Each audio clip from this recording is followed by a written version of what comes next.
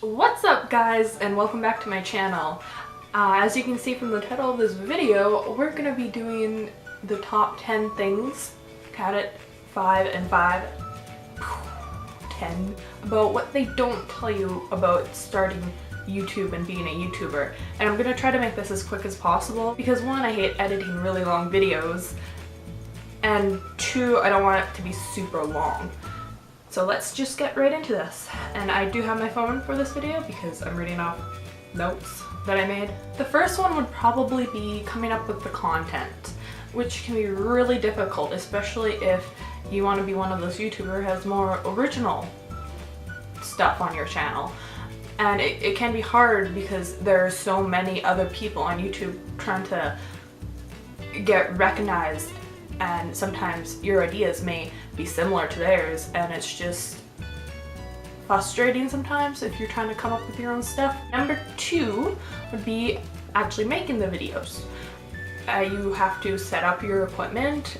For instance, I have a tripod and a camera. You have to find the right angle. You have to find a decent background, which I'm just on a bed, but you know, I just try to make it look kind of okay. And that includes yourself, like making yourself look decent, like if you even care. Number 3 would be being awkward in front of the camera, especially for your first however many videos it takes for you to get into the routine of everything.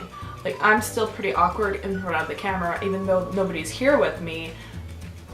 I know people are gonna watch this. Doesn't mean that there's gonna be a lot, but like some people are.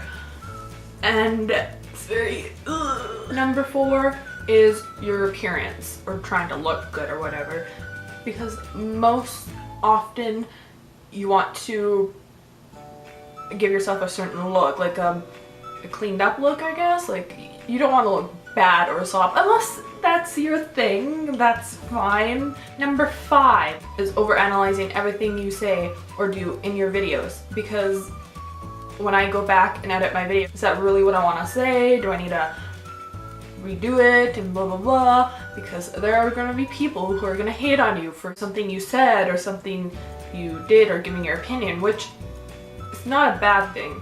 Take constructive criticism, but don't let the haters who are just there to insult you and try to like bring you down and get to you, because that's not what you need. Number 6 would be your editing skills will probably suck when you're first starting to make videos, and you'll definitely notice that as you progress making more content and whatever, unless you come from that background of having experience before you start your channel.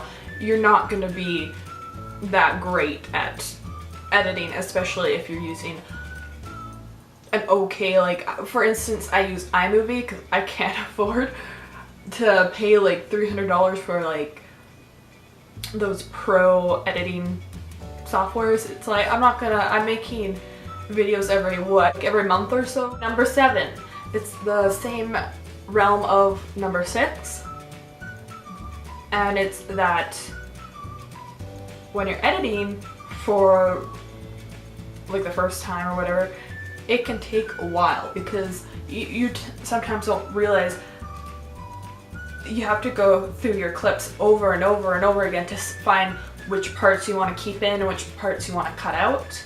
And that can take, I don't know, I've edited like a 15, or I've edited like a 8 to 10 minute video for, I would estimate, 2 hours.